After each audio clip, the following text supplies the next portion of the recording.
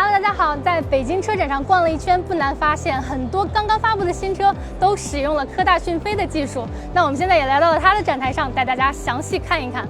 那在展台的 Demo Car 上，我们能看到科大讯飞在汽车音响领域的最新产品，氮化钾功放、音乐厅 2.0 等等，可以体验到 Virtual Live 临场声在构建真实音乐厅的声场和空间感。在声音上也会根据标准的立体声进行还原，模拟你坐在观众席去听舞台上表演的真实感。也可以通过星火调音师 2.0 进行自定义的调整声音。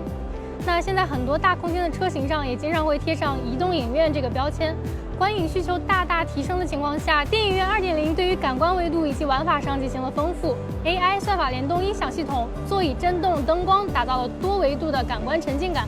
那既然在音乐、影视、游戏通通加入了座舱娱乐生态的同时，想要照顾到不同人的不同喜好又互不干扰，声场分区功能呢，可以通过算法控制车内扬声器，将声音精准投射到各个座位上，形成4个独立的音区，就能很好的实现。在功效上，讯飞也展示了 AI 降噪疗愈室 2.0 版本，以及场景化玩法当中的更高阶的无麦 K 歌 HiSync 2.0。露营空间以及随行 DJ 将电子音乐融合到了我们实际的操作当中，可以通过加速、减速等操作的变化，在音乐上进行强弱以及片段叠加。同时，在安全方面也有跨领域的技术，声场制导结合听觉空间感，让导航从正确的方向进行播放，减少拐错弯、走错岔路等等。